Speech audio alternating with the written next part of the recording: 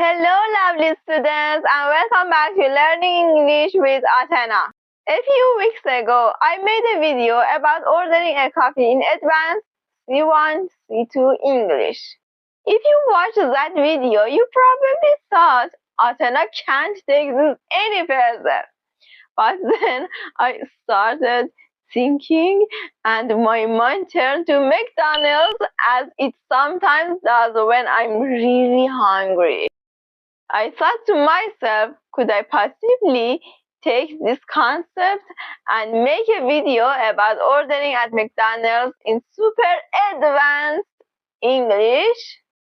How far could I possibly take this? Oh, students, have I got a treat for you today? Okay, let's get started, and I need to address the comment that I anticipate in the comment section. Atena, no one ordered in McDonald's like this. You're right.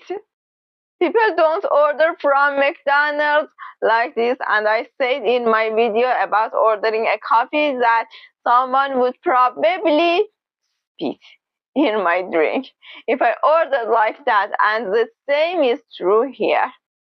Don't do this to the workers in McDonald's.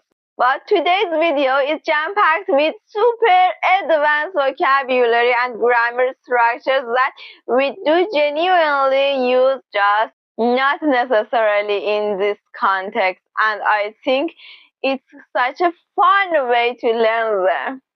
Okay, we have 5 levels today. Let's start with level 1. Can I have a cheeseburger, medium fries, and a large Coke, please? You could also use could or may. So this is actually how I would order at McDonald's. Now I cover the differences between using the different modal verb in my video about ordering a coffee. So if you're interested, go and watch that. But you might notice that I ordered fries and not chips, even though in the UK they normally say chips. We also order Coke, as short for Coca-Cola. We never tend to say cola. That's just like an off-brand name to us.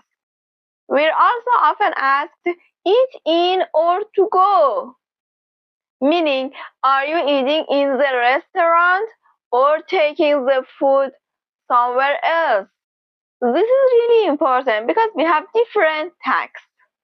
It's cheaper to eat food out of a restaurant than inside a restaurant. In the UK, you're more likely to hear eat in or take away.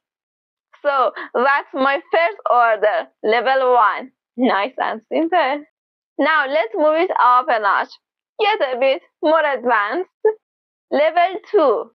What I'd love is a well-done cheeseburger with a finely sliced, perfectly melted piece of cheese and a dab of ketchup.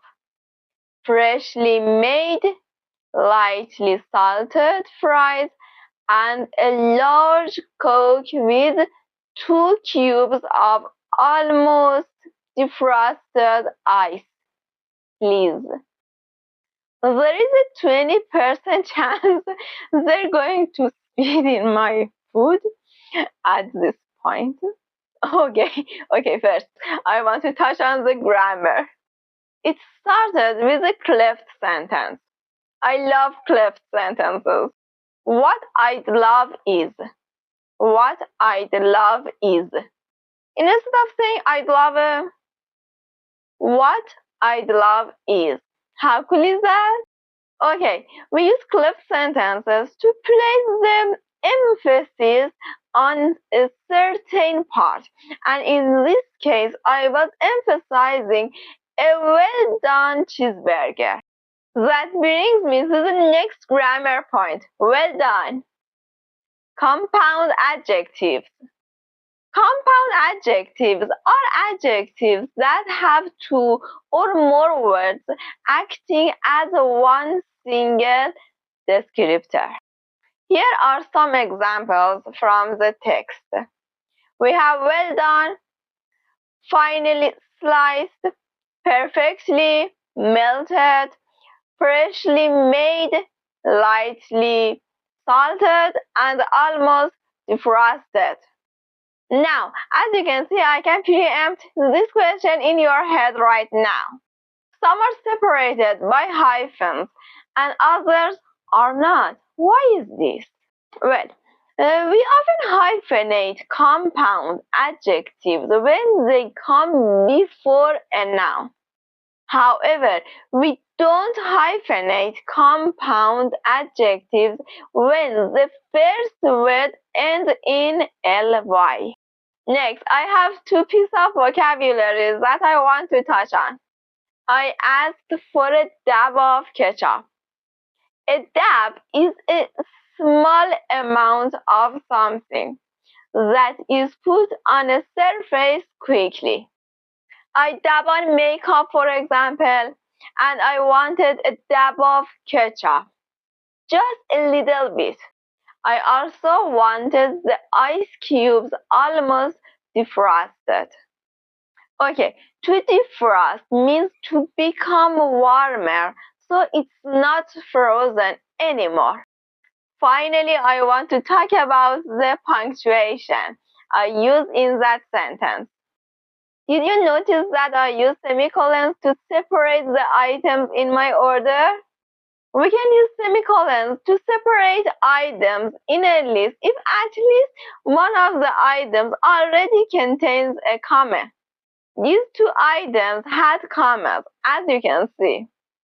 Semicolons are really good at helping avoid confusing in long lists. Okay, that order was quite advanced, but I know I can go a little bit further. Let's start with level 3. If I may, I would like to ask for a well-done burger topped with a piece of cheese that is on the point of melting, a hint of pickle, and just a dollop of ketchup. I've also got a craving for some gently salted fries with a golden hue. Though under no circumstances should they be burnt, and nothing would quench my thirst more than a Coke with crushed ice. Okay, I'm not going to lie, that actually sounds absolutely delicious. Insufferable, but delicious. First, I want to talk about the structure I use to begin my order. If I may. This is a very polite way to begin or end a request. I'd love a cookie if I may. Next, there are two grammatical structures that I want to talk about. The first one is on the point of. And this is a phrase to express that something is about to happen in the very near future. On the point of melting, just about to melt. Another structure in this sentence, under no circumstances should they be burnt. Wow, that does sound really advanced. We do use this structure though, we do. What do you notice about the word order here? This sentence contains another of my favorites. I can't choose between cleft sentences and inversion. Inversion is when the verb comes before the subject. Should they? But it's not a question. It's an example of inversion after a negative adverbial under no circumstances. Now, for some vocabulary, I asked for a hint of pickle. A hint is a very small amount of something. And a pickle is a small cucumber that is preserved in vinegar. Did you guess that? You might already know the British English word for this, which is gherkin. Next, craving. A craving is a strong desire for something. Pregnant women often talk about their cravings. So weird. My most consumed fruit is pomegranate. And only recently I find out that my mom had cravings for pomegranate when she was pregnant with me. That has to be connected. Another word was hue, which means a color or a shade of a color.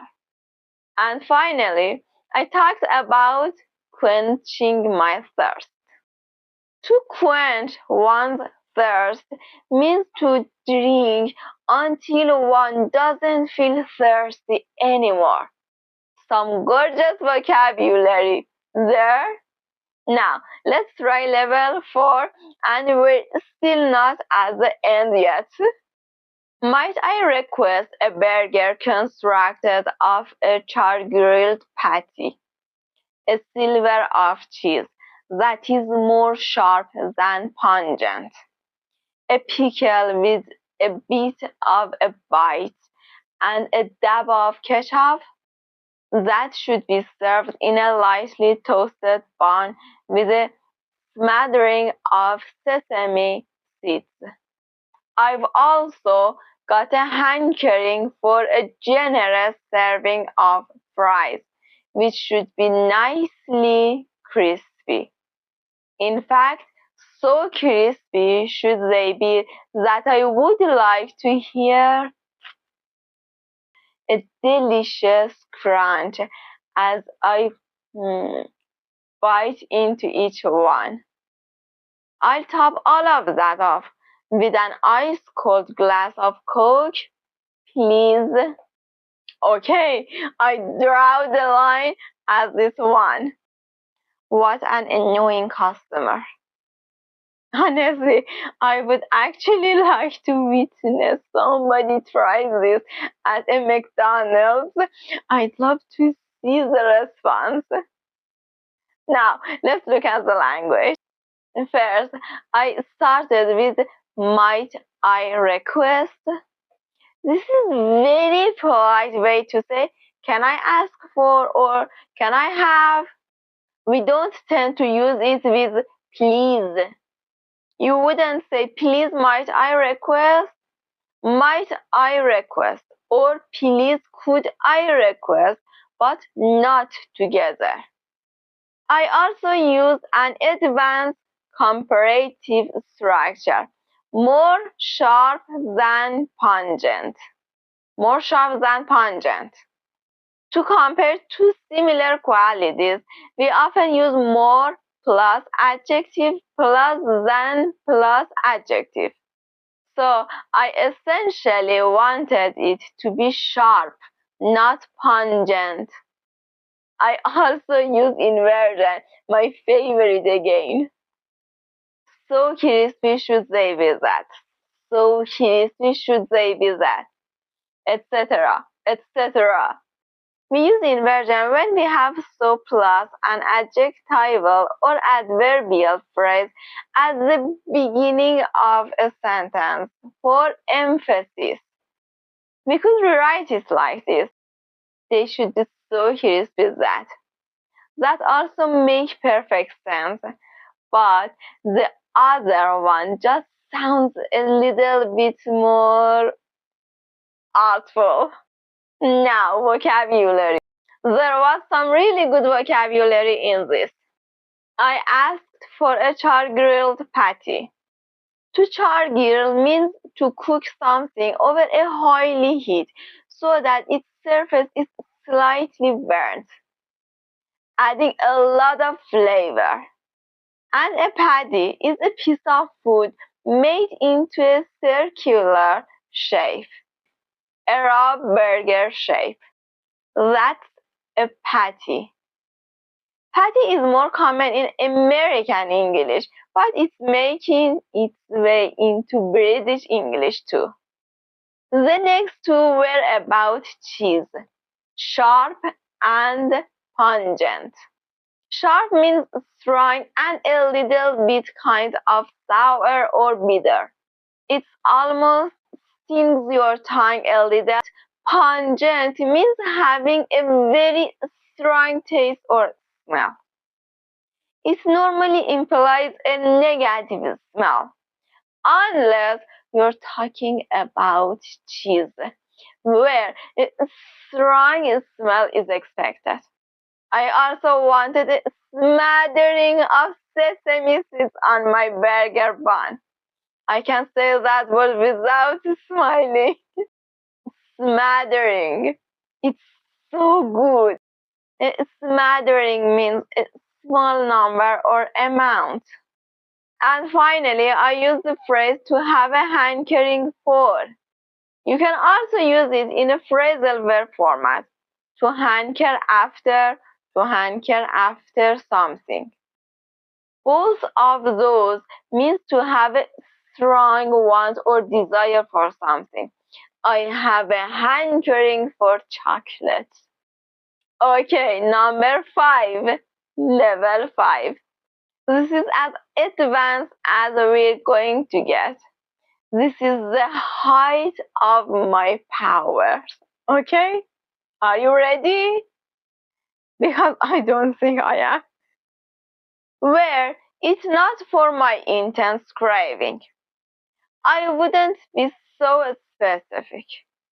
However, I would adore a cheeseburger made from meat that has been tenderized by hand before being fried.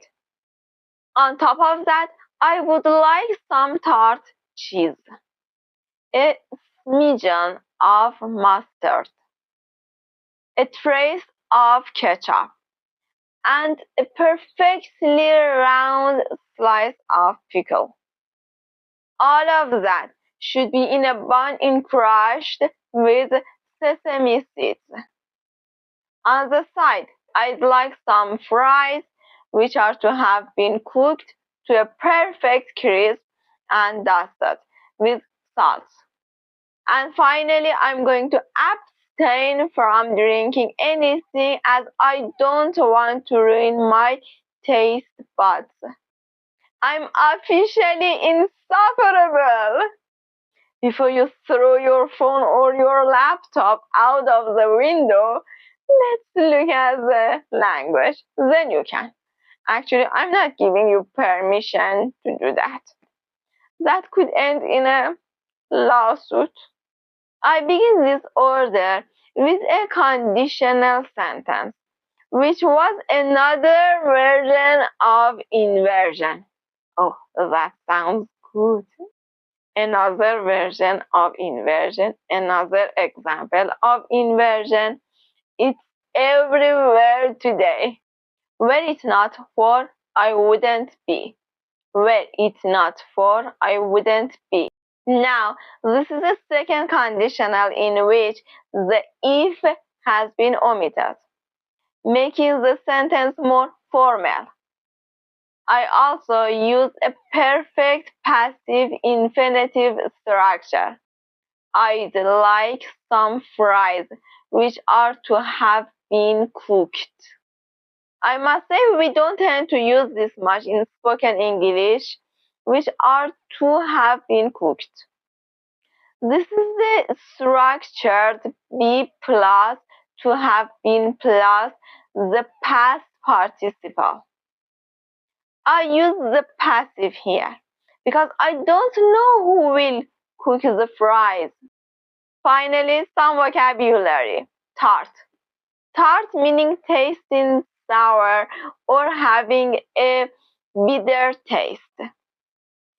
Be careful with the noun version here. We can have a tart, which is an open pie, normally filled with fruit or sweet food.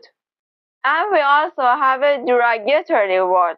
If you call someone a tart, well, firstly, don't call someone a tart. A tart is a derogatory term for a woman showing her sexuality. Maybe dressing in a way that someone feels is inappropriate, or overly sexual. The adjective of that is tarty. I don't recommend you to use it, but important that you understand it. Next, we have smidgen. Smidgen, as this means a small piece or amount of something. I want just a smidgen of wasabi with my sushi. We also have encrusted, which means covered with something hard. We often talk about a diamond encrusted crown or a bracelet that was encrusted with gemstones. We have to dust. So to dust can mean to remove dust from somewhere. It's a verb for cleaning, but in the context, it means to cover something with a powdery substance. We dust cake with icing sugar, which is called powdered sugar in American English. That's something I learned recently, actually through following American recipes.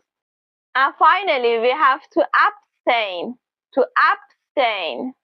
This means to not do something, especially something pleasurable that is bad for your health or wrong in some way. What did you think of my orders? I think only the first one would be truly acceptable in a McDonald's. The next four would probably, not have a good outcome for me if I did that. I will see you soon for another lesson. Bye.